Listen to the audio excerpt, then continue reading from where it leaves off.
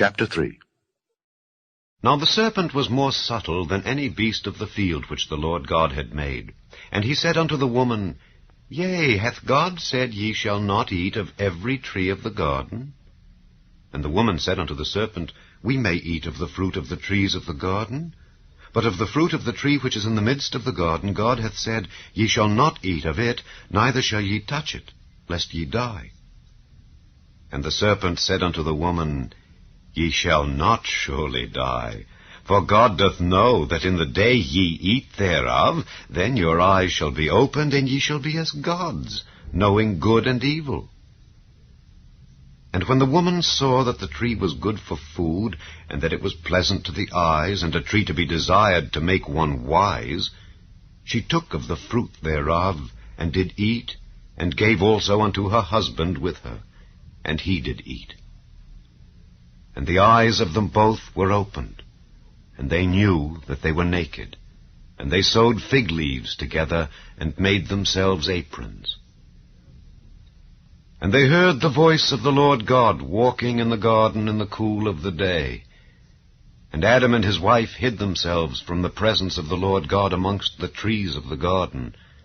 And the Lord God called unto Adam, and said unto him, Where art thou? And he said, I heard thy voice in the garden, and I was afraid, because I was naked, and I hid myself. And he said, Who told thee that thou wast naked? Hast thou eaten of the tree whereof I commanded thee that thou shouldest not eat? And the man said, The woman whom thou gavest to be with me, she gave me of the tree, and I did eat.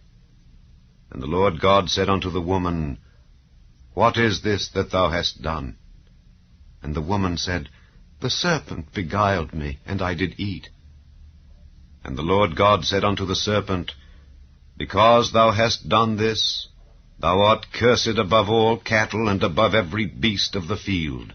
Upon thy belly shalt thou go, and dust shalt thou eat all the days of thy life.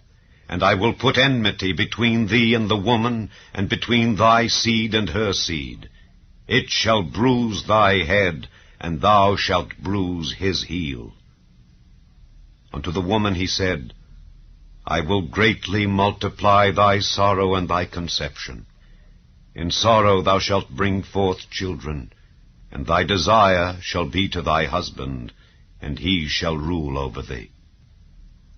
And unto Adam he said, Because thou hast hearkened unto the voice of thy wife, and hast eaten of the tree of which I commanded thee, saying, Thou shalt not eat of it, cursed is the ground for thy sake. In sorrow shalt thou eat of it all the days of thy life. Thorns also and thistles shall it bring forth to thee, and thou shalt eat the herb of the field. In the sweat of thy face shalt thou eat bread, till thou return unto the ground. For out of it wast thou taken. For dust thou art, and unto dust shalt thou return. And Adam called his wife's name Eve, because she was the mother of all living. Unto Adam also and to his wife did the Lord God make coats of skins, and clothed them.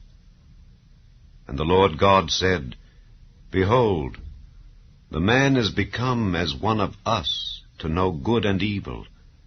And now, lest he put forth his hand, and take also of the tree of life, and eat, and live forever.